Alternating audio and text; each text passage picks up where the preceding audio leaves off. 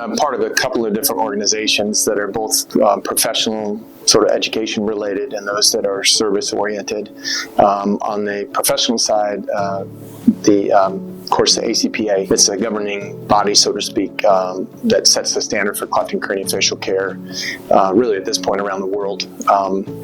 They are really kind of the standard, or the gold standard of how care should be provided, and what it calls for is a team of providers from each different discipline that can kind of come together and add comments and direct the care of children and families that need this multidisciplinary level of care. I am also proud to be a fellow of the American College of Surgeons. This is a body of individuals whose career is basically in the operating room, whether it's neurosurgery or general surgery or what have you.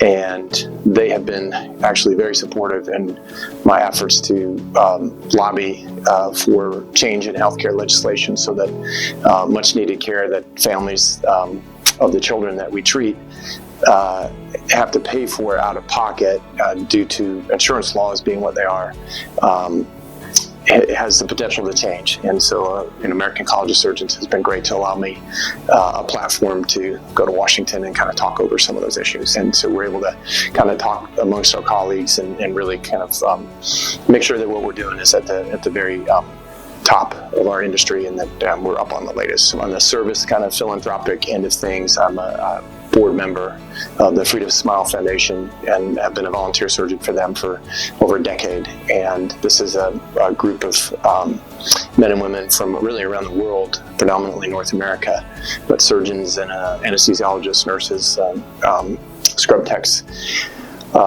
dentists, dental assistants also, that go overseas to really wherever the care of cleft and craniofacial patients can be coordinated in one spot. And sometimes that's very primitive, and sometimes it's more advanced, but we go there to serve the people in their countries, provide the care, best care that we can, and educate. We try to train as many local providers as we can. I've been a volunteer for World Medical Missions. That's a division of Samaritan's Purse overseas, and that is one of the most powerful experiences I've ever had, to be able to blend my faith and what I do for a living and the work that we do, and again bring it to them, but in some of the most far-flung places that I've ever been, and to do it with a focus on patient care, but also compassion and healing their soul as well, has been fantastic. And then lastly, a Christian hospital organization called Cure International, which is set up in 8 different locations in Africa and 1 in the Philippines.